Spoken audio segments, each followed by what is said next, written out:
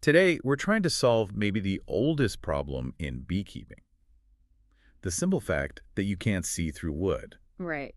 We're looking at this shift away from, calendar-based beekeeping to what the sources are calling beekeeping by the data. It's a huge mental shift. I mean, for a century, the rule was, it's April, I need to check the hive.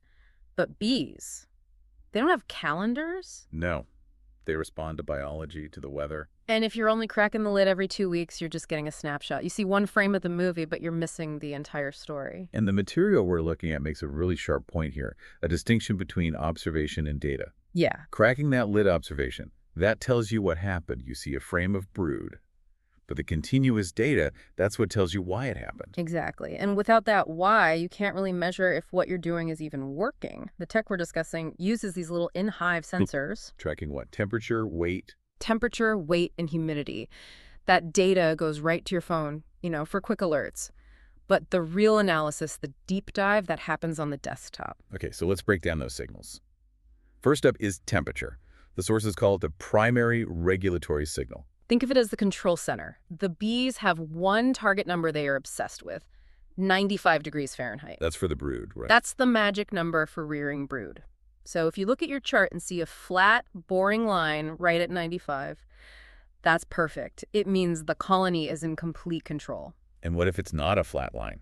What if it looks more like a saw blade? That sawtooth pattern is a distress signal. It means they're struggling. They heat up, they lose it, they heat up again. The cluster's probably too small or the hive is too drafty. They're fighting to keep control. There's also a specific mention of a spike.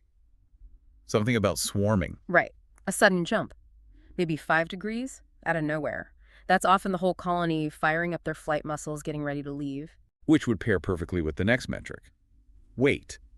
If temperature's control, then weight is behavior. It's the hive's ledger book. It tracks all the work. Are they bringing in nectar? You see a weight gain. Are they huddled up, eating their stores? That's a net loss. So it seems like the most obvious way to catch a swarm you weren't there to see. You'd see the temperature spike, and then Boom. A sudden 4 to 6 pound drop. That's not just a few bees leaving. That's half your workforce taking off with a belly full of honey. it can also catch robbing, I assume. Absolutely. A rapid weight loss over a few days when there's no reason for it. Someone else is stealing their food. Okay, so temperature is stability, weight is productivity. But this third one, humidity, this feels like the most revolutionary. The sources call it the biological cost. This is the concept that, for me, changes everything, especially about wintering. The best way to get it is to think about heating your house. Okay, like with a furnace. Exactly. You set your thermostat to 70 degrees. If all your windows are closed, the furnace it hums along quietly. It's efficient. Right. Low cost to maintain the target. Now, what happens if you throw open all the windows in winter? Well, the furnace is going to be running full blast. Full blast. And the thermostat might still say 70 degrees. To a casual glance, everything looks fine. But the cost of maintaining that temperature is astronomical. You're burning through fuel. And in the hive, the humidity level reveals that cost. Precisely. Stable humidity means the windows are closed, the cluster is tight, the bees are coordinated. Unstable, spiky humidity. That's the furnace blasting.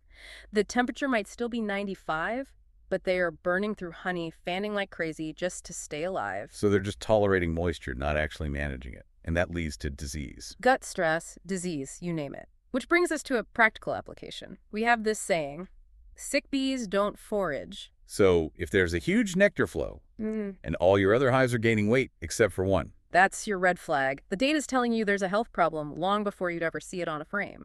The biological cost is just too high for them to go to work. that's incredible. The sources also talk about the spring transition and how you can see the cluster size without even opening the hive. Yeah, you just compare the temperature from a sensor in the top brood box to one in the bottom. And if the top is hot and the bottom is cold, You know the cluster is small and high up. If both are hot, they're big and expanding downward. so your first spring inspection is no longer a discovery mission. It's a confirmation. You go out there already knowing if they need more space or feed. You stop asking, I wonder how they're doing. And you start saying, the data says they need a second box, so I'm bringing one out. It's a total shift. It really is. It changes your entire relationship with the colony. It does. I mean, once you understand that these charts are just a graph of living biology, the calendar stops being a rule. It just becomes a reference. And I think that's the real thought to leave you with. If your bees are screaming high biological cost through their humidity data, are you listening?